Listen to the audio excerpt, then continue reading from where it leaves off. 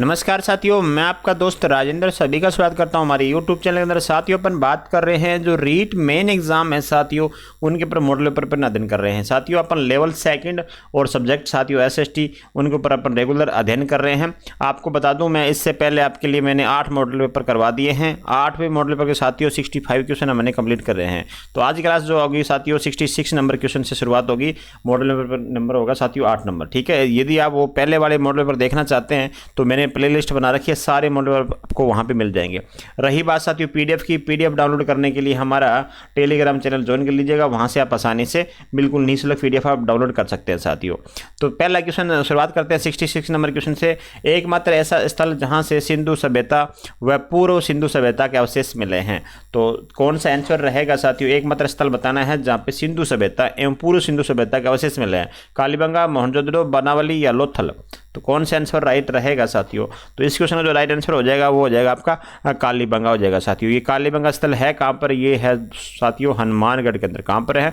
हनुमानगढ़ के अंदर है। कालीबंगा के अलावा साथियों बताऊँ आपके सामने, इसके अलावा वहाँ पे पीलीबंगा भी साथियों, क्या है? पीलीबंगा, ठीक है ना। रंग महल, ये सारे क्या हैं आपके पुरातात्विक स्थल हो जाएंगे आपके, ठीक है ना। और ये नदी की बात करें साथियों, कौन सी नदी के किनारे पे विकसित है? तो घग्गर नदी आपकी हो जाएगी। कौन सी हो जाएगी? घग्गर नदी आपकी हो जाएगी, ठीक है ना। 1 नंबर आंसर आपका सही। विराटनगर या विराट किसकी राजधानी थी साथियों? विराटनगर या जो विराट है साथियों किसकी राजधानी है? मत्स्य, कुरु या पांचाल या सूरसेन? क्या राइट आंसर होगा बताइएगा। बहुत ही शानदार क्वेश्चन है 67 नंबर। देखिएगा साथियों विराटनगर किसकी राजधानी थी? तो ये थी साथियों मत्स्य की। क्या थी?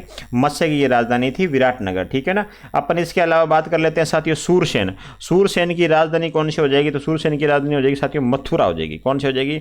मथुरा हो जाएगी, ठीक है ना। इसके अलावा अपन देखिएगा, इसके अलावा पंचाल की बात कर लेते हैं साथियों। पंचाल की राजधानी क्या होगी? तो पंचाल की राजधानी होगी अहिछत्र हो जाएगी। क्या हो जाएगी? अहिछत्र हो जाएगी। अब बची कुरु की, तो कुरु की जो राजधानी हो जाएगी इंद्रप्रस्थ हो जाएगी। क्या साथियों? इंद्रप्रस्थ हो जाएगी, ठीक है ना, कुरु की राजधानी। तो सारी राजधानी अपन चर्चा कर चुके हैं। मत्स्य की विराट है। माता पिता व उनके बच्चों के बीच पाए जाने वाले संबंधों की व्यवस्था को परिवार कहते हैं साथियों। यह परिभाषा किस विद्वान द्वारा दी गई थी? तो साथियों क्या आंसर रहेगा आपका? बिल्कुल माता पिता। हाँ जी, तो इसका राइट आंसर क्या होने वाला है 68 का? तो 68 का राइट आंसर होगा मैकाइवर साथियों। मैकाइवर एक साथी और था पेज। पेज ने ये परिभाषा दी है। दोनों ने मिलकर क्या दी है? माता पिता और उनके बच्चों के बीच पाए जाने वाले संबंधों की व्यवस्था को परिवार कहते हैं। ये मैकाइवर और पेज ने कहा था साथियों। नेक्स्ट क्वेश्चन देखो। जैन धर्म के 23वें तीर्थकर पार्श्वनाथ को ज्ञान प्राप्त हुआ था साथियों। जैन धर्म के 24वें तीर्थकर कौन है? 24वें जो तीर्थकर है साथियों वो महावीर स्वामी है। कौन है? महावीर स्वामी, ठीक है ना। अब ध्यान रखिएगा 24वें तीर्थकर है। अब पूछना आपसे, जैन धर्म के जो 23वें तीर्थकर पार्श्वनाथ है साथियों, उनको ज्ञान प्राप्त कहाँ से हुआ था? समेत पर्वत, विंध्याचल पर्वत, हिमालय पर्वत या अरावली पर्वत से? बताइएगा। बहुत ही शानदार क्वेश्चन है। तो इसका राइट आंसर होगा साथियों बिल्कुल समेत पर्वत हो जाएगा। क्या हो जाएगा? समेत पर्वत आपका राइट आंसर हो जाएगा, ठीक है। और 24वें तीर्थकर मैंने बता दिया जैन धर्म के कौन है? महावीर स्वामी है, ठीक है। आगे देखिएगा, महात्मा बुद्ध ने अपना पहला उपदेश कहाँ दिया था? महात्मा बुद्ध ने अपना पहला उपदेश कहाँ दिया था? बहुत ही शानदार क्वेश्चन है साथियों। हाँ जी, देखिएगा साथियों महात्मा बुद्ध ने पहला उपदेश कहाँ दिया था? तो आपका राइट आंसर होगा साथियों लुम्बिनी हो जाएगा। अब महात्मा बुद्ध का जो जन्म साथियों 563 ईसा पूर्व में होता है। ईसा पूर्व कहाँ होता है? लुम्बिनी ग्राम के अंदर होता है, राजा सुधोधन के घर पे, ठीक है ना। किसके घर पे? राजा सुधोधन के घर पे, याद करिएगा, ठीक है ना। तो यहाँ पे आपका राइट आंसर होगा डी नंबर हो जाएगा। कौटिल्य ने किस महाजनपद को वार्तास्त्रोपजीवी संघ कहा है साथियों? किसको कहा है बताइएगा? मगध, काम्बोज या पांचाल या गांधार? क्या राइट आंसर होगा साथियों? इसका जो राइट आंसर होगा आपका बी हो जाएगा, कंबोज आपका राइट आंसर हो जाएगा। थोड़ा जल्दी बढ़ेंगे साथियों आज। 72 नंबर क्वेश्चन है आपके सामने। अशोक के शासनकाल में कुमार कहाँ नियुक्त किए गए थे जाते? कुमार कहाँ नियुक्त किए जाते थे साथियों? बताइएगा कुमार कहाँ पे नियुक्त होते थे? तो आपका राइट आंसर होगा साथियों तक्षशिला, तोसाली और उज्जैनी के अंदर क्या होते थे? कुमार आपके नियुक्त होते थे। तो 72 का आपका राइट आंसर होगा साथियों एक। पाटलिपुत्र के अशोकाराम विहार में आयोजित तृतीय बौद्ध संगति की अध्यक्षता किसने करी थी? तो बताइएगा तृतीय जो बौद्ध संगति है इसकी अध्यक्षता किसने करी थी? तो आपका राइट आंसर होगा साथियों मोगलीपुत्र तिष्क हो जाएगा। क्या हो जाएगा? मोगलीपुत्र आपका तिष्क इसका राइट आंसर होगा। सी नंबर आंसर अपना सही कर लीजिएगा, ठीक है। आगे देखिएगा साथियों, किस शासक ने पाटलिपुत्र में तृतीय बौद्ध संगति का आयोजन किया था साथियों? किस शासक ने पाटलिपुत्र में तृतीय बौद्ध संगति का आयोजन किया गया था? तो 74 का आंसर क्या रहने वाला है? बहुत ही शानदार क्वेश्चन है ये। 251 ईसा पूर्व में पाटलिपुत्र में ये संगति का आयोजन होता है। तो किसने आयोजन करवाया था ये पूछा गया। मिनांडर, अशोक, कनिष्क या हर्ष ने। तो 74 का राइट आंसर होगा साथियों अशोक हो जाएगा। क्या हो जाएगा? अशोक आपका राइट आंसर हो जाएगा। नेक्स्ट क्वेश्चन है, खानवा युद्ध पूर्व बाबर व सांगा के बीच कौन सा युद्ध हुआ था साथियों? खानवा युद्ध से पूछा गया पूर्व कौन सा युद्ध हुआ था। बहुत ही शानदार क्वेश्चन है साथियों, बताइएगा। देखिएगा ये अपना इस क्वेश्चन का जो राइट आंसर होने वाला है वो हो जाएगा साथियों बयाना हो जाएगा। खानवा युद्ध के अपन पहले चर्चा कर लेते हैं साथियों। ये खानवा युद्ध कब हुआ था? तो 16 मार्च 1527 को हुआ था। कब हुआ था? 16 मार्च 1527 के मध्य हुआ था। बाबर व राणा सांगा के मध्य युद्ध होता है और बाबर साथियों इस युद्ध को जीतता है और इसके बाद में ये गाजी की उपाधि धारण करता है। साथियों इससे पहले जो युद्ध हुआ था वो पूछा जा रहा है। तो बयाना आपका राइट आंसर होगा साथियों। 1 माह पूर्व ये युद्ध हुआ था साथियों। 16 फरवरी 1527 को युद्ध होता है, ठीक है ना। 1527 को ये युद्ध होता है बयाने का, ध्यान दीजिएगा, ठीक है ना। राठौड़ों का यूलिसीज किसे कहा गया? बताओ, राठौड़ों का यूलिसीज किसे कहा जाता है? दुर्गादास, पृथ्वी सिंह, मालदेव हो जाएगा, अजीत सिंह हो जाएगा। 76 का क्या राइट आंसर होगा बताओ। तो किसने कहा था साथियों, किसे कहा जाता है मारवाड़ का यूलिसेस? ये हो जाएगा दुर्गादास को, ठीक है ना। ये राठौड़ों का यूलिसीज किसने कहा था साथियों? कर्नल जेम्स टोड ने कहा था। किसने कहा था? कर्नल जेम्स टोड ने कहा था। क्वेश्चन कैसे भी बन सकता है? तो आपका राइट आंसर होगा साथियों यहाँ पे दुर्गादास को राठौड़ों का यूलिसेस कहा था कर्नल जेम्स टोड ने। आगे देखिएगा, परगना या महाल के प्रशासन का प्रभारी अधिकारी कौन होता है? परगना या महाल का पूछा गया है, जो प्रशासन का जो प्रभारी अधिकारी कौन होता है इनमें से बताइएगा।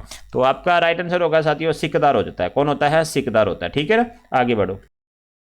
78 नंबर क्वेश्चन है, निम्नलिखित अधिनियमों में से किस एक ने भारतीयों को पहली बार कम से कम सैद्धांतिक रूप से ब्रिटिश भारतीय प्रशासन में उच्चतर पदों पर प्रवेश की अनुमति दी थी? कौन सा साथियों इसमें से चार्टर एक्ट था बताइएगा।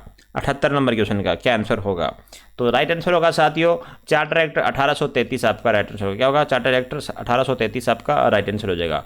वर्ष 1936 में भारतीय राष्ट्रीय कांग्रेस द्वारा संविधान सभा के गठन की मांग कहां पर हुए अधिवेशन में रखी गई थी साथियों? अधिवेशन में रखी थी, कौन से अधिवेशन में रखी थी ये पूछा गया आपसे 1936 के अंदर। बताइएगा क्या राइट आंसर होगा साथियों, बताइएगा क्या राइट आंसर होने वाला है। इसका हो जाएगा साथियों फैजपुर अधिवेशन हो जाएगा। 1936 में फैजपुर अधिवेशन में जो जवाहरलाल नेहरू है ना, उन्होंने ये बात मांग करी थी साथियों। अब सबसे पहले बताओ संविधान सभा का सबसे पहले मांग किसने करी थी साथियों? तो 1895 में करी थी बाल गंगाधर तिलक ने। किसने करी थी? बाल गंगाधर तिलक साहब ने करी थी, ठीक है, सबसे पहले मांग इसकी। और इसका राइट आंसर होगा सी नंबर। नेक्स्ट क्वेश्चन देखिएगा, नेक्स्ट क्वेश्चन है, निम्नलिखित को आपको करना है सुमेलित साथियों सूची 1 और सूची 2 से करना है। इधर आपकी अनुसूचियां दे रखी, इधर इनमें विषय दे रखे हैं। तो देखिएगा 8वीं अनुसूची में साथियों क्या है? 8वीं अनुसूची में हमारी भाषाएं हैं। क्या है? भाषाएं हैं। तो राष्ट्रीय भाषाओं सूची है साथियों, यहाँ पे 1 हो जाएगा साथियों, 3 नंबर के साथ में मेल होगा, ठीक है। 9वीं अनुसूची में साथियों क्या है? 9वीं अनुसूची में साथियों जो भी अधिनियम है उसमें सम्मिलित अधिनियम न्यायालय के अधिकार क्षेत्र से बाहर किया गया 9वीं अनुसूची में, ठीक है ना। तो आपका 1 नंबर होगा। 10वीं अनुसूची में क्या हो जाएगा? दल बदल से संबंधित हो जाएगी। और 11वीं अनुसूची साथियों हो जाएगी आपकी पंचायती राज व्यवस्था का प्रावधान है इसके अंदर। तो यहाँ पे राइट आंसर होगा साथियों 3, 1, 2, 4 होगा। 3, 1, 2, 4 आपका डी नंबर आंसर यहाँ पे आपका सही हो जाता है साथियों। नेक्स्ट क्वेश्चन देखिएगा, निम्नलिखित में से किस मामले के अंतर्गत पहली बार प्रस्तावना को संविधान का भाग माना गया था साथियों? किस मामले के अंदर पूछा गया संविधान जो पहली बार प्रस्तावना को संविधान का माना गया है? तो कौन सा वाद था साथियों इनमें से बताइएगा। तो साथियों यहाँ पे आपका आंसर होगा साथियों केशवानंद भारती बनाम केरल राज्य हो जाएगा, ठीक है ना। केशवानंद भारती विवाद क्या हो जाएगा? केरलवाद हो जाएगा। ये विवाद कब हुआ था? 1973 के अंदर हुआ था साथियों, ठीक है ना। यहाँ पे सर्वोच्च न्यायालय ने क्या कहा था साथियों? जो सुप्रीम कोर्ट था उसने एक डिसीजन दिया था। सुप्रीम कोर्ट ने साथियों डिसीजन दिया था कि क्या कर सकती है? सुप्रीम कोर्ट ने कहा कि संसद जो है ना मौलिक अधिकारों में साथियों संशोधन कर सकती है, लेकिन मौलिक स्वरूप में संशोधन नहीं कर सकती। क्या कर सकती है? जो आपके संसद है ना वो मौलिक अधिकारों में साथियों जो फंडामेंटल राइट है मौलिक अधिकारों में संशोधन कर सकती है, लेकिन क्या नहीं कर सकती? मौलिक स्वरूप में कोई परिवर्तन नहीं कर सकती है, ठीक है ना। ये कहा था सुप्रीम कोर्ट ने। तो ध्यान दीजिएगा साथियों, यहाँ पे आंसर होगा आपका 1 नंबर। बात करूँ प्रस्तावना की साथियों, प्रस्तावना में ये पूछा गया 42वें संविधान संशोधन से तहत साथियों 42 जो अमेंडमेंट 1976 के अंदर हुआ है, इसमें 3 शब्द जोड़े गए थे यहाँ पे। तो वो 3 शब्द कौन कौन से हैं? एक तो देखेगा साथियों समाजवाद हो जाएगा। कौन सा हो जाएगा? समाजवाद हो जाएगा, ठीक है ना। ये समाजवाद जोड़ा गया था। इसके बाद पंथ निरपेक्ष हो जाएगा आपका। कौन सा हो जाएगा? पंथ निरपेक्ष हो जाएगा। और अंतिम साथियों कौन सा हो जाएगा? अखंडता हो जाएगी, ठीक है ना, अखंडता। ये 3 शब्द जोड़े गए थे 42वें संविधान संशोधन 1976 के तहत साथियों प्रस्तावना के अंदर। नेक्स्ट क्वेश्चन देखो। नेक्स्ट क्वेश्चन देखो 82 नंबर क्वेश्चन है, हिंदुस्तान सोशलिस्ट पब्लिक एसोसिएशन के संस्थापक कौन थे साथियों? सुखदेव, भगत सिंह, राजगुरु या चंद्रशेखर आजाद? बहुत ही शानदार क्वेश्चन है साथियों, तो बताओ क्या राइट आंसर होगा साथियों? इसका होगा डी नंबर, चंद्रशेखर आज़ाद हो जाएगा, ठीक है ना।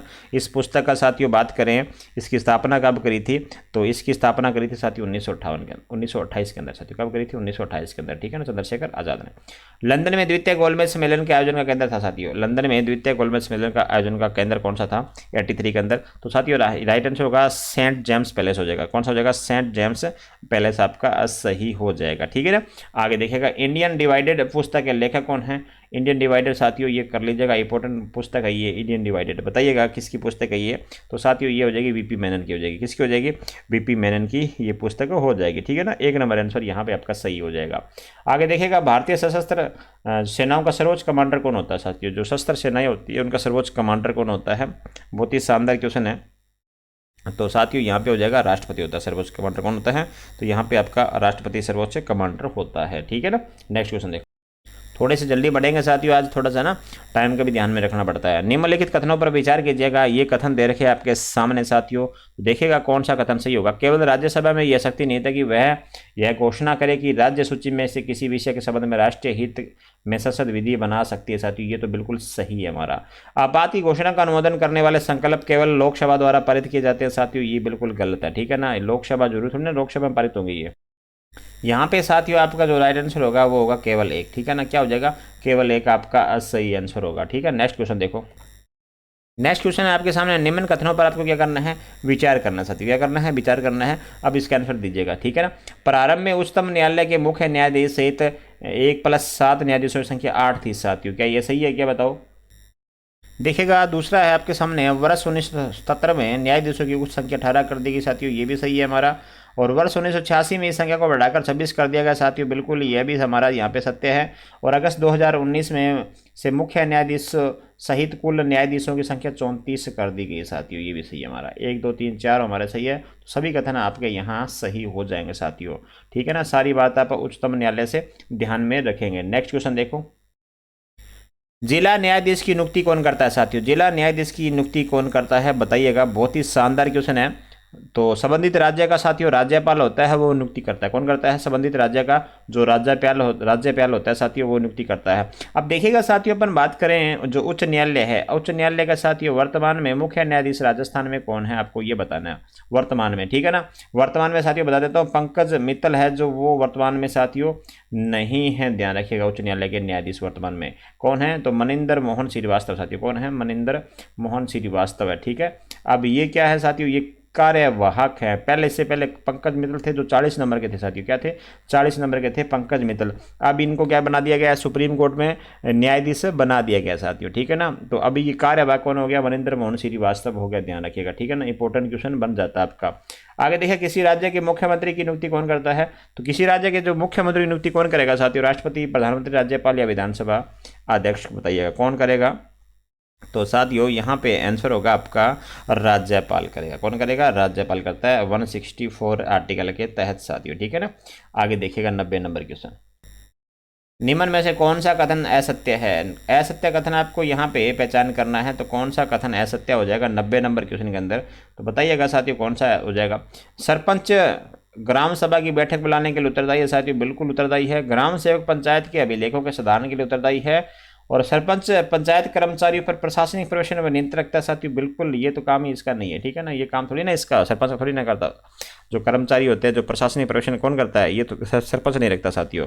सरपंच राज्य सरकार को प्रतिवेदन का अभिलेख उपलब्ध करवाता है साथियों। बिल्कुल सही है। तो असंगत पूछा गया तो सी नंबर आंसर यहाँ पे आपका सही हो जाएगा। नेक्स्ट क्वेश्चन देखो साथियों,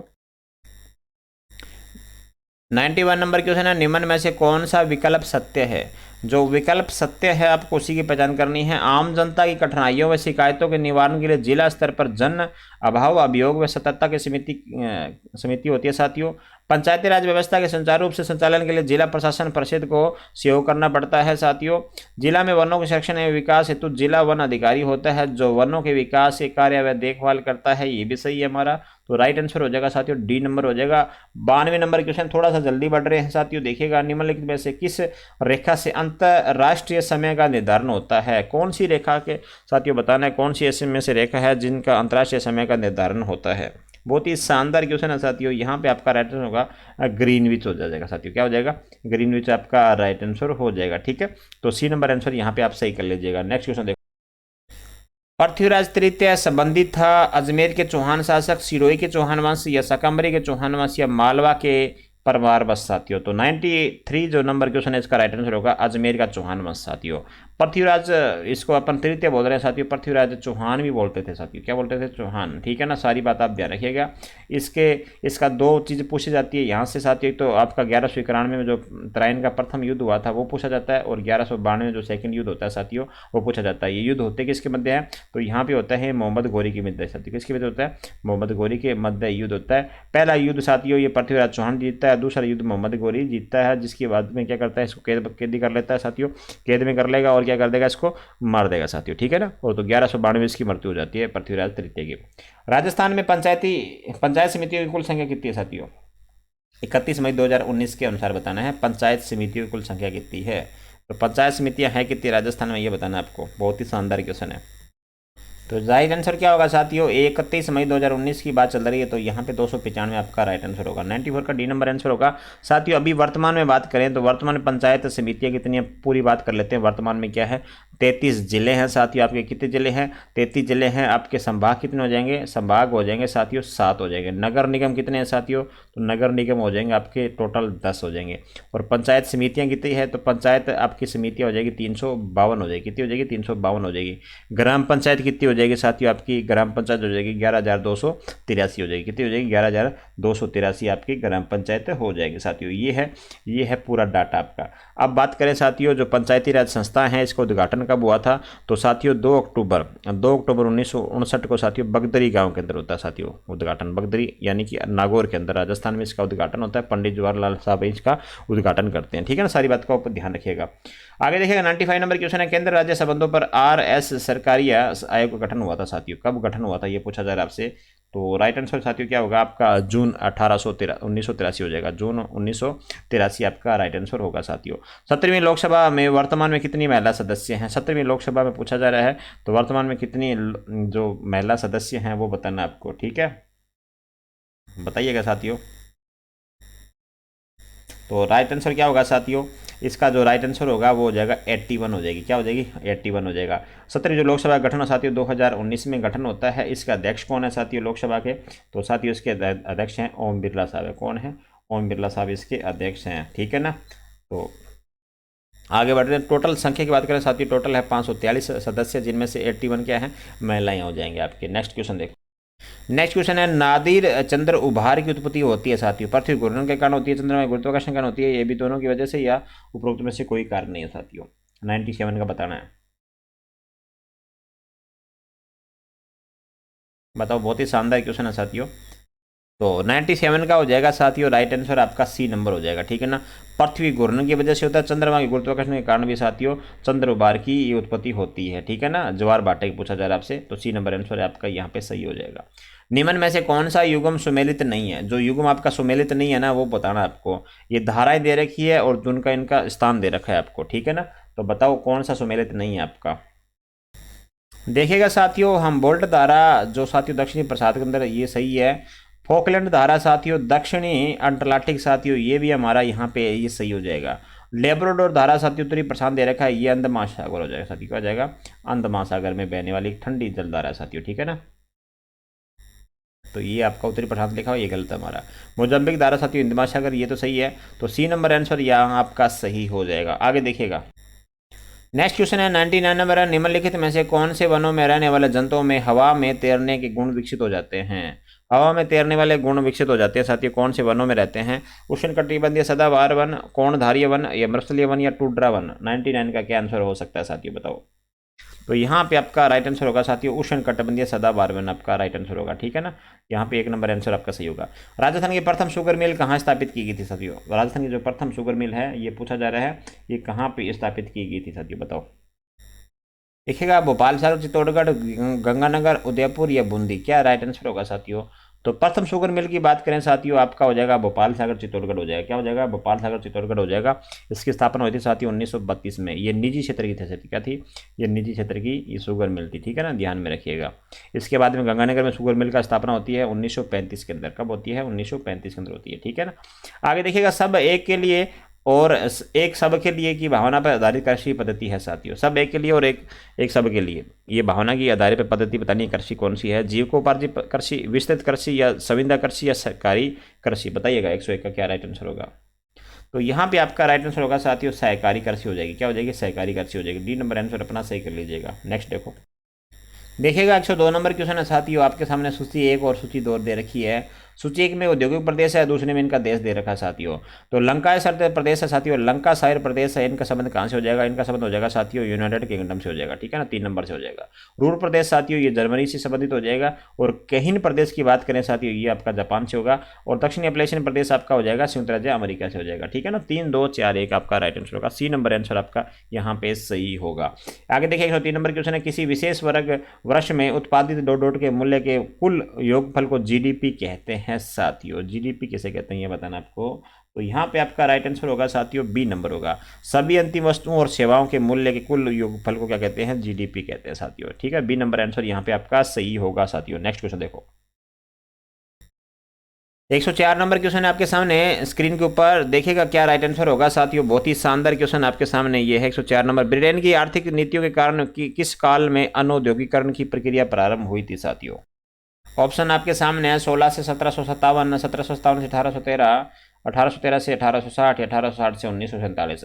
तो साथियों इस क्वेश्चन का जो राइट आंसर होने वाला है वो होगा जाएगा आपका 1813 से 1860 आपका सही आंसर होगा, ठीक है ना। तो यहाँ पूछी जा रही ब्रिटेन की आर्थिक नीतियों के कारण किस काल में अनौद्योगिकरण की प्रक्रिया प्रारंभ हुई थी? तो ये 1813 से 1860 के अंदर प्रारंभ हुई थी साथियों, ठीक है ना। और बताओ प्रथम औद्योगिक नीति साथियों कब आई थी?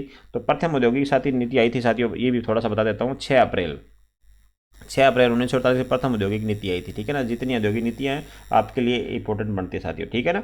आगे नेक्स्ट क्वेश्चन 105 नंबर क्वेश्चन है, वैश्वीकरण के बारे में कौन सा कथन सही है? सही जो कथन आपको उसी की सिर्फ पहचान करनी है। तो देखिएगा साथियों वैश्वीकरण का अर्थ क्या होता है? वैश्वीकरण का संबंध विश्वव्यापी पारस्परिक जुड़ाव से होता है साथियों। क्या होता है? विश्वव्यापी जो पारस्परिक जुड़ाव होता है उसको कहते हैं वैश्वीकरण, ठीक है। आगे देखो, अंतर्राष्ट्रीय मुद्रा कोष IMF किस उद्देश्य की पूर्ति के लिए ऋण देता है ये बताना आपको। तो ये आपका उद्देश्य क्या होगा साथियों? देखिएगा साथियों अंतर्राष्ट्रीय मुद्रा कोष किस उद्देश्य की पूर्ति के लिए ऋण देता है? तो साथियों यहाँ पे आपका राइट आंसर होगा बिल्कुल भुगतान असंतुलन को दूर करना साथियों। क्या करना? भुगतान असंतुलन को यहाँ पे दूर करना, ठीक है ना। अब अंतर्राष्ट्रीय मुद्रा कोष की बात करें, स्थापना की बात करूँ आपके सामने, क्या करूँ बात स्थापना की बात करें साथियों, ये स्थापना होती है 27 दिसंबर 1945 को इसकी स्थापना होती है साथियों। जब ये 45 लिख दे रहा हूँ मैं, ठीक है ना। 47 में इन्होंने क्या किया था? 1947 में इन्होंने काम करना प्रारंभ करा था। जब इन्होंने कार्य प्रारंभ किया साथियों उसमें 44 देश सदस्य थे। कितने थे? 44 देश थे साथियों, ठीक है ना। इसकी सदस्य संख्या कितनी थी? 44 थी। वर्तमान में कितने हो गए साथियों? 189 हो गए। कितने हो गए? 189 सदस्य इसके हो गए, ठीक है ना। आप भी इसको भी ध्यान में रखिएगा। नेक्स्ट क्वेश्चन देखो, 107 नंबर क्वेश्चन है, निम्नलिखित में से किसकी नियुक्ति राष्ट्रपति द्वारा की जाती है? बताइएगा साथियों इसमें से किसकी नियुक्ति राष्ट्रपति के द्वारा की जाती है? तो वित्त आयोग के साथियों अध्यक्ष साथियों इसकी नियुक्ति करता है, वित्त आयोग का अध्यक्ष को नियुक्ति करता है। योजना आयोग का उपाध्यक्ष साथियों योजना आयोग के उपाध्यक्ष की नियुक्ति नहीं करता है। संघ राज्य क्षेत्र का मुख्यमंत्री साथियों संघ राज्य क्षेत्र का जो होता है केंद्र शासित प्रदेश उसके जो मुख्यमंत्री होता है साथियों उसकी नियुक्ति करता है। 1 और 3 आपका राइट आंसर हो जाएगा, ठीक है। 1 और 3 आपका राइट आंसर हो जाएगा, ठीक है। इसके अलावा जो राज्यपाल होते हैं साथियों राज्यपाल की भी नियुक्ति राष्ट्रपति करता है, राज्यपाल की नियुक्ति राष्ट्रपति करता है। नेक्स्ट देखो आपके सामने क्वेश्चन है, बहुतंतु समझौता तथा कपड़ों एवं पोशाक पर समझौता किसके अंतर्गत आते हैं? ये सारे किसके अंतर्गत पूछे गए, किसके अंतर्गत समझौते आते हैं? 108 नंबर क्वेश्चन का जो राइट आंसर होगा साथियों वो होगा विश्व व्यापार संगठन। क्या होगा? विश्व व्यापार संगठन आपका सही राइट आंसर हो जाएगा, ठीक है ना। चलो आगे बढ़ रहे हैं।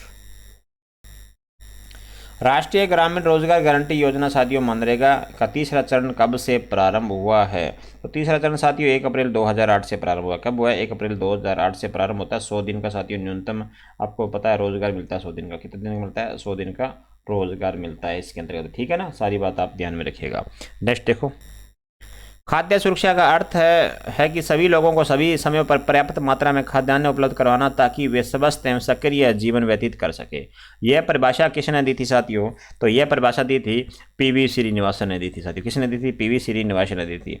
आगे देखिएगा, राजस्थान जन आधार कार्ड योजना, जन आधार योजना की मुख्यमंत्री द्वारा किस बजट भाषण में इसकी घोषणा करी थी साथियों? आज है 10 फरवरी साथियों, 10 फरवरी आज बजट साथियों हमारा पेश हो जा रहा है, ठीक है ना। तो बताइएगा 111 नंबर क्वेश्चन का राइट आंसर क्या होने वाला है? तो इसका राइट आंसर होगा साथियों, आपका राइट आंसर हो जाएगा बिल्कुल बी नंबर, आपका राइट आंसर होगा साथियों 2019 से 20 हो जाएगा राइट आंसर, ठीक है ना। इस योजना का साथियों, ये योजना कब लागू हुई थी? तो ये योजना होती है 18 दिसंबर 2019 को ये लागू होती है, ठीक है ना। 18 दिसंबर 2019 को ये लागू होती है। अब आगे देखिएगा, नेक्स्ट क्वेश्चन है, जहां उत्पादन वहां विपणन के सिद्धांत के आधार पर राज्य में कितनी विशिष्ट मंडियां हैं? राज्य में कितनी विशिष्ट मंडियां हैं? 59, 25, 52 या 144? 112 नंबर क्वेश्चन क्या आंसर होगा साथियों?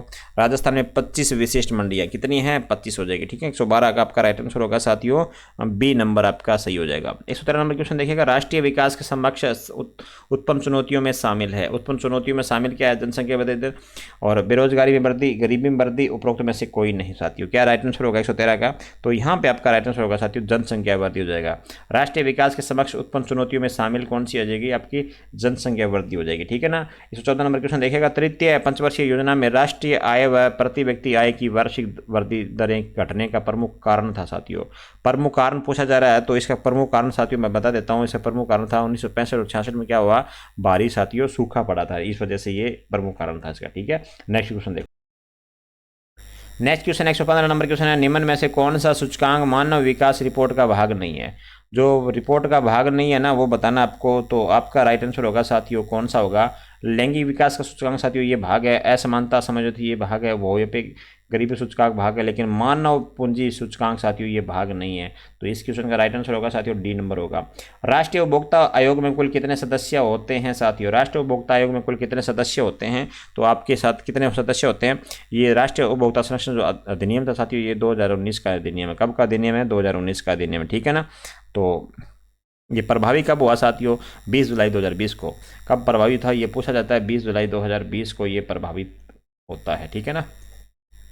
अब इसका राइट आंसर क्या होने वाला है? इसका राइट आंसर होगा साथियों अध्यक्ष व न्यूनतम 4 सदस्य तथा अधिकतम 11 सदस्य हो सकते हैं, ठीक है। सी नंबर आंसर आपका सही हो जाएगा। नेक्स्ट क्वेश्चन देखिएगा साथियों, नेक्स्ट क्वेश्चन बोलने से पहले मैं सबसे गुजारिश करूंगा, जो भी साथी हमारे चैनल से जुड़ा चैनल को सब्सक्राइब नहीं करा तो सब्सक्राइब कर दीजिएगा, वीडियो को लाइक कर दीजिएगा साथियों। मैं बता देता हूं आपको, इसके अलावा हमारे रोजाना सुबह करंट जी की क्लास आती है साथियों, वो भी अटेंड किया करेंगे। और मैं आपके लिए जनवरी से लगाकर साथियों, जनवरी 2023 तक साथियों, जनवरी 2022 से लगाकर 2023 तक आपके जितने भी करंट अफेयर के क्वेश्चन बनते हैं वो सारे साथियों मैं अलग अलग क्लास में लेकर आ जाऊँगा, ठीक है ना। आप यदि यस करते हो तो साथियों 117 नंबर क्वेश्चन बताइएगा क्या आंसर होगा? उपभोक्ता संरक्षण अधिनियम के तहत शिकायतकर्ता हो सकता है साथियों। शिकायतकर्ता कौन हो सकता है? तो शिकायतकर्ता साथियों इसका उपभोक्ता या उसकी मृत्यु हो जाने पर उसके विधिक उत्तराधिकारी या प्रतिनिधि हो सकता है। कंपनी अधिनियम या अन्य तत्समय प्रवर्तन अधिनियम के तहत साथियों का पंजीकृत स्वैच्छिक उपभोक्ता संगठन हो सकता है। एक या अधिक उपभोक्ता जब कभी सभी का हित समान हो साथियों, ये भी हो सकता है। तो उपरोक्त डी आंसर यहाँ पे आपका सही हो जाएगा साथियों, ठीक है ना। यदि क्लास अच्छी लग रही है तो वीडियो को लाइक, चैनल को सब्सक्राइब भी कर दीजिएगा साथियों। नेक्स्ट क्वेश्चन देखो आपके सामने, थोड़ा जल्दी बढ़ रहे हैं साथियों। देखो नेक्स्ट क्वेश्चन, विनिमय के क्षेत्र में मुद्रा का महत्व किन कारणों से है साथियों? मुद्रा का महत्व है वो किन कारणों से है विनिमय में? तो बताइएगा साथियों 118 नंबर के आंसर होगा। तो इसका राइट आंसर होगा साथियों ये सभी कारण हो जाएंगे। क्या हो जाएंगे? ये सभी कारण हो जाएंगे। वस्तु विनिमय प्रणाली के दोषों को दूर करने के विनिमय को सुगम बनाता है। मुद्रा के द्वारा भावी सौदे वर्तमान में किए जाते हैं तथा मुद्रा कीमत संयंत्र का आधार है। साख का निर्माण तथा प्रयोग मुद्रा पर आधारित है साथियों, ये सभी हो जाएंगे। डी नंबर आंसर आपका यहाँ पे सही हो जाएगा। नेक्स्ट क्वेश्चन देखो साथियों, निम्नलिखित में से सही कथन का आपका चुनाव करना है, तो कौन सा कथन सही होगा साथियों? देखिएगा साथियों, अपन बात कर लेते हैं। वायु दाब मापने के लिए मरकरी बैरोमीटर की नली में पारे की ऊंचाई नापते हैं साथियों। कांच की नली में पारे की 0.1 इंच की ऊंचाई 3.4 मिलीमीटर के बराबर होती है साथियों। बिल्कुल, वर्तमान में वायु दाब को हेक्टोपास्कल इकाई में व्यक्त किया जाता है, ये भी सही है। और उपरोक्त डी नंबर आंसर हमारा यहाँ पे सही होगा। 120 नंबर क्वेश्चन देखिएगा साथियों, निशादीप्त मेघों का निर्माण किस मंडल में होता है? निशादीप्त मेघों का निर्माण पूछा गया किस मंडल में होता है साथियों? तो इसका जो हो जाएगा आपका हो जाएगा 1 नंबर, मध्य मंडल में होता है साथियों। क्या होता है? मध्य मंडल हो जाएगा आपका राइट आंसर हो जाएगा, ठीक है ना। आगे देखिएगा आपके सामने, सामान्यतः वाणिज्य बैंक किस प्रकार के ऋण प्रदान करता है। सामान्यतः जो वाणिज्य बैंक होता है वो किस प्रकार का ऋण प्रदान करता है, तो वो हो जाएगा आपका अल्पकालीन ऋण प्रदान करता है। ठीक है ना, 121 का 1 नंबर आंसर सही होगा। लोथल स्थल की खोज किसने करी थी साथियों। लोथल जो स्थल है इसकी खोज किसने करी थी ये बताना आपको। ठीक है ना, बताओ क्या आंसर इसका राइट आंसर होने वाला है। लोथल की खोज SR राव ने, TP वर्मा ने, जॉन मार्शल ने या दयाराम साहनी ने। तो इसका जो राइट आंसर होने वाला है साथियों वो हो जाएगा SR राव ने करी थी। किसने करी थी, SR राव ने करी थी। 123 नंबर क्वेश्चन है, भारतीय संविधान के निम्नलिखित प्रावधानों में से कौन सा प्रावधान मंत्री परिषद की नियुक्ति तथा पदयुक्ति को विवेचित करता है साथियों। कौन सा जो आर्टिकल है इनमें से बताइएगा, 70, 72, 74, 75। तो कौन सा आंसर राइट आंसर होगा साथियों, वो हो जाएगा आपका अनुच्छेद 75 हो जाएगा। कौन सा हो जाएगा, 75 हो जाएगा। ठीक है ना, 75 जो अनुच्छेद है साथियों मंत्रिपरिषद की नियुक्ति तथा पदोन्नति को निविष्चित करता है साथियों। ठीक है ना, आपका 123 का आपका डी नंबर आंसर होगा। 124 नंबर क्वेश्चन है, राष्ट्रपति द्वारा वर्ष 1993 में मानवाधिकार संरक्षण अध्यादेश संविधान के किस अनुच्छेद के अंतर्गत जारी किया जाता है साथियों। मानव जो संरक्षण अध्यादेश है वो संविधान के किस आर्टिकल के अंतर्गत जारी होता है, बताइएगा आंसर क्या होगा। तो साथियों वो होगा आपका 1 नंबर आंसर होगा। अनुच्छेद आपका 123 यहाँ पे आपका आंसर सही हो जाएगा। नेक्स्ट क्वेश्चन देखिएगा, यहाँ पे आपको क्या करना है, सुमेलित करना है। सूची 1 में आर्टिकल दे रखे हैं और सूची 2 में उनके विषय दे रखे हैं। आपको यहाँ पे क्या करना है, सिर्फ यहाँ पे आपको सुमेलित करना है साथियों। अनुच्छेद 136 है, देखिएगा अपील के लिए उच्चतम न्यायालय की विशेष इजाजत है साथियों। बिल्कुल ये तो सही है हमारा। अनुच्छेद साथियों 137 है, निर्णय या आदेशों का उच्चतम न्यायालय द्वारा पुनर्विलोकन साथियों, ये भी सही है। अनुच्छेद 138 में उच्चतम न्यायालय की अधिकारिता में वृद्धि है साथियों, ये भी सही है। और 139 है, कुछ रिट निकालने की शक्तियां का उच्चतम न्यायालय को प्रदत्त किया जाना साथियों, ये भी सही है। 1, 2, 3, 4 जैसे ये लिखे हुए ना वैसे ही हमारे यहाँ पे सही हो जाएंगे साथियों। नेक्स्ट क्वेश्चन देखो, चौथा पार्ट शुरू हो चुका है साथियों। सिर्फ 25 क्वेश्चन बचे हैं, सिर्फ मुश्किल से 5 मिनट आपकी और समय लूंगा आप पे। डगलस ई स्केट्स ने मूल्यांकन के विकास को कितने दशकों में बांटा है साथियों, ये बताना है। तो ये आपके कितने हो जाएंगे, ये साथियों हो जाएंगे आपका 5 में बांटा है। कितने में बांटा है, 5 दशकों में बांटा है साथियों। नेक्स्ट क्वेश्चन देखिएगा, वस्तुनिष्ठ प्रश्न न्यूनतम कितने प्रकार के बताए जाते हैं। वस्तुनिष्ठ प्रश्न पूछे गए आपसे कितने प्रकार के बताए जाते हैं, तो साथियों ये 4 प्रकार के बताए जाते हैं। कौन से, तो 4 प्रकार के बताए जाते हैं साथियों। ठीक है ना, आगे देखिएगा, उपचारात्मक शब्द की किससे लिया गया साथियों। उपचारात्मक जो है आपका शब्द वो किससे लिया गया है, जीव विज्ञान से, औषधि शास्त्र से, भौतिक विज्ञान से या रसायन विज्ञान से। उपचारात्मक शब्द बताना है आपको। तो साथियों यहाँ ये शब्द लिया गया है औषधि शास्त्र से लिया गया है। किससे लिया गया है, औषधि शास्त्र से ये शब्द लिया गया है साथियों। ठीक है ना, जैसे औषधि शास्त्र के अंदर जो उपचार नहीं होता साथियों, वैसे ही वहां से ये शब्द लिया। आप उपचार से जो पहला शब्द था वहीं से आप समझ सकते थे साथियों इस क्वेश्चन का राइट आंसर क्या होगा। नेक्स्ट क्वेश्चन देखो, 129 है, अनुदेशात्मक तकनीकी में अधिगम को सुविधाजनक बनाने हेतु सम्मिलित की जाती है साथियों प्रविधियां, विधियां, शिक्षण सामग्रियां या ये सभी। तो क्या आंसर होगा साथियों, यहाँ पे इसका आंसर होगा प्रविधियां को शामिल किया जाता है। किसको शामिल किया जाता है, प्रविधियों को शामिल किया जाता है साथियों। ठीक है ना, क्वेश्चन आपका इंपॉर्टेंट है। दृश्य सर्वे संसाधनों से संबंधित खोज के आधार पर क्या सत्य है साथियों, क्या सत्य है बताना आपको। तो यहाँ देखिएगा, हम समझ रखते हैं 30% जो हमें देखते हैं साथियों, बिल्कुल हम स्मरण रखते हैं साथियों 50% जो हमें सुनते हैं, बिल्कुल ये है। हम स्मरण रखते हैं 90% उसका जिसमें हम पर सक्रियता, पूर्व विचार विमर्श अथवा अभ्यास करते हैं साथियों, बिल्कुल सही है। तो डी नंबर आंसर आपका यहाँ सही हो जाएगा साथियों। नेक्स्ट, सामाजिक अध्ययन शिक्षण की मुख्य समस्या क्या है। सामाजिक अध्ययन शिक्षण की मुख्य समस्या बतानी है साथियों। ये समस्या क्या है, पारंपरिक शिक्षण अभ्यास, पुस्तकालय सुविधाओं का अभाव, अप्रशिक्षित शिक्षक साथियों। और डी नंबर आंसर आपका यहाँ पे सही हो जाएगा। सामाजिक अध्ययन की विषय वस्तु को सर्वप्रथम किस देश द्वारा पढ़ाया जाने लगा था। तो सर्वप्रथम जो देश पढ़ाया जाने लगा था वो देश कौन सा हो जाएगा साथियों, वो आपका देश हो जाएगा USA हो जाएगा साथियों। USA में 19वीं सदी में ये विचारधारा आई थी साथियों। ठीक है ना, बेसिक शिक्षा परियोजना किसके द्वारा प्रदत्त है साथियों। बेसिक जो शिक्षा परियोजना है किसके द्वारा प्रदत्त है, तो ये साथियों ये महात्मा गांधी के द्वारा प्रदत्त हो जाएगी। किसके द्वारा प्रदत्त हो जाएगी, बेसिक शिक्षा महात्मा गांधी के द्वारा प्रदत्त हो जाएगी साथियों। नेक्स्ट क्वेश्चन देखो, प्रारंभिक स्तर पर इतिहास पढ़ाने की सबसे महत्वपूर्ण और प्रभावी पद्धति में से एक है साथियों। इतिहास पढ़ाने के लिए पूछा जा रहा है आपसे, तो सबसे महत्वपूर्ण कौन सी हो जाएगी, तो सबसे महत्वपूर्ण हो जाएगी कथात्मक साथियों विधि। कौन सी हो जाएगी, कथात्मक आपकी विधि सही हो जाएगा। नेक्स्ट क्वेश्चन देखो साथियों, किस प्रकार के चिंतन में प्रत्यक्षीकरण तथा संवेदना कार्य करते हैं? किस प्रकार के चिंतन में प्रत्यक्षीकरण तथा संवेदना कार्य करते हैं? तो यहाँ पे आंसर होगा आपका प्रत्यक्षात्मक चिंतन के अंदर साथियों, ठीक है ना। सी नंबर आंसर आपका यहाँ पे सही हो जाएगा। देखिएगा आपके अब 5वां पार्ट आ चुका है शैक्षणिक मनोवैज्ञानिक। शैक्षणिक अवधारणा का क्या अर्थ है साथियों? शैक्षणिक अवधारणा का जो अर्थ है वो बताना है। तो यहाँ पे शैक्षणिक अवधारणा का अर्थ हो जाता है शिक्षा का वर्तमान स्वरूप, शिक्षा में नवाचार का उपयोग, शिक्षा का समन्वित रूप साथियों, सारे हो जाएंगे। तो डी नंबर आंसर आपका सही होगा। 137 नंबर है बच्चे की आनुवंशिकता द्वारा निर्धारित सीमाओं के भीतर सर्वोत्तम संभावित विकास के लिए एक शिक्षक को क्या करना चाहिए? साथियों एक शिक्षक को क्या करना चाहिए? तो एक शिक्षक को बालक के परिवेश में सुधार करना चाहिए साथियों। क्या करना चाहिए? बालक के परिवेश में क्या करना चाहिए? सुधार करना चाहिए। व्यक्तित्व निर्धारण हेतु स्याही के धब्बों के द्वारा प्रश्न का निर्माण किसने किया था? ये क्वेश्चन लगाओ स्टार वाला क्वेश्चन साथियों। जो स्याही के धब्बों के द्वारा जो प्रश्न है उसका निर्माण किसने करा था साथियों, ये पूछा जा रहा है। तो हरमन रोरसा हो जाएगा साथियों। कौन हो जाएगा? हरमन रोरसा हो जाएगा इसका राइट आंसर साथियों, ठीक है ना। 1921 के अंदर इसमें 1921 में इसका प्रश्न किया था साथियों, ठीक है ना। आगे देखिएगा किस समूह में किशोरावस्था की विशेषता है साथियों? किस समूह में किशोरावस्था की विशेषता कौन सी में हो जाएगी, ठीक है ना। तो किशोरावस्था कौन सा हो जाएगा साथियों? दिवस अपना दोस्तों को महत्व देना, विद्रोह की भावना साथियों, ठीक है। तो 1 नंबर आंसर यहाँ पे आपका सही हो जाएगा, ठीक है।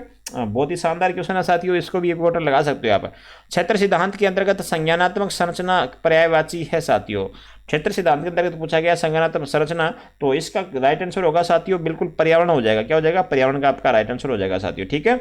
तो अपना 1 नंबर आंसर यहाँ पे सही होगा। नेक्स्ट क्वेश्चन देखो, निर्मितवादी अधिगम उपागम में शिक्षक की भूमिका है साथियों। शिक्षक की भूमिका पूछी जा रही है आपसे, तो शिक्षक की भूमिका साथियों सरलीकरण करता है। क्या करता था? ये सरलीकरण करता है साथियों, ठीक है ना। सृजनशील बालकों का विशेष लक्षण है। सृजनशील जो बालक होते हैं उनका विशेष लक्षण क्या होता है साथियों? जो सृजन उनका जो विशेष लक्षण होता है वो समायोजनशील होते हैं। क्या होते हैं? समायोजनशील होते हैं साथियों। नेक्स्ट देखिएगा, शिक्षा मनोविज्ञान की प्रकृति वैज्ञानिक है क्योंकि साथियों शिक्षा मनोविज्ञान की प्रकृति वैज्ञानिक है, क्या कारण है इसका? इसका कारण है साथियों शिक्षक वातावरण में अधिगमकर्ता के व्यवहार का वैज्ञानिक विधियों के माध्यम से अध्ययन किया जाता है साथियों। सी नंबर आंसर यहाँ पे सही होगा। 144 नंबर क्वेश्चन है संवेगात्मक शक्ति का सर्वाधिक प्रभाव किस अवस्था में होता है? तो संवेगात्मक शक्ति का सर्वाधिक जो प्रभाव है साथियों वो कौन से में होता है? ये वो होता है किशोर अवस्था में होता है।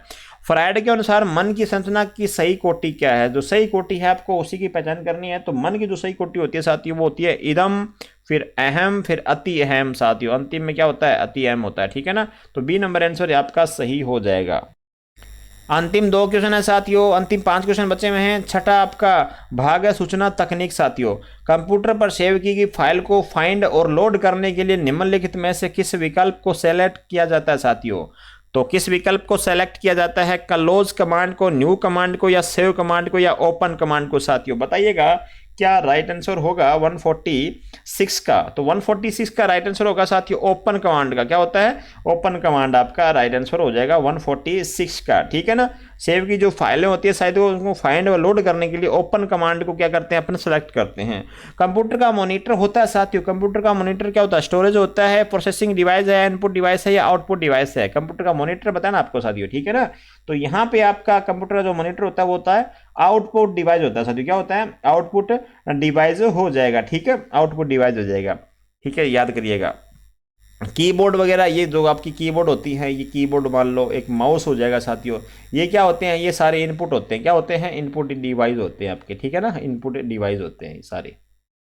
तो आगे देखिएगा नेक्स्ट क्वेश्चन, जीआईएस किसका लघु रूप है साथियों? जीआईएस बताना है जियोग्राफिकल इंफॉर्मेशन सिस्टम किसका जो लघु रूप है साथियों? तो आपका आंसर पता लग गया होगा। अभी इसका राइट आंसर होगा जियोग्राफिकल इंफॉर्मेशन सिस्टम, आपका सही आंसर हो जाएगा। निम्नलिखित में से कौन सा हार्डवेयर नहीं है? जो हार्डवेयर नहीं है ना आपका वही बताना है। तो साथियों बताइएगा कौन सा हार्डवेयर नहीं है। बहुत ही देखिएगा प्रोसेसर चिप साथियों ये हार्डवेयर है, प्रिंटर भी हार्डवेयर है, माउस भी साथियों हार्डवेयर है। लेकिन जावा साथियों, जावा क्या है? जावा एक लैंग्वेज है साथियों। क्या है? भाषा है जावा। अनपेक्षित ईमेल या जंक मेल होता है साथियों। ईमेल या जंक मेल होता है। बम्ब, फेटपोट, या स्पैम, या वर्म होता है? बताइएगा साथियों। बहुत ही शानदार क्वेश्चन है ये, तो बताओ। बहुत ही अच्छा क्वेश्चन। तो राइट आंसर होगा साथियों स्पैम हो जाएगा। क्या हो जाएगा? स्पैम हो जाएगा। तो ये थे साथियों आपके टोटल 150 क्वेश्चन। आपको क्लास कैसी लगी आप मुझे कमेंट के माध्यम से बता सकते हैं साथियों। आपके कमेंट हमें मोटिवेशन कार्य देते हैं साथियों। तो आप कमेंट भी किया करेंगे रेगुलर, और क्लास को साथियों अपने दोस्तों तक शेयर भी कर दिया करेंगे। तो धन्यवाद सभी साथी का अंत तक जुड़ने के लिए। थैंक यू सो मच साथियों।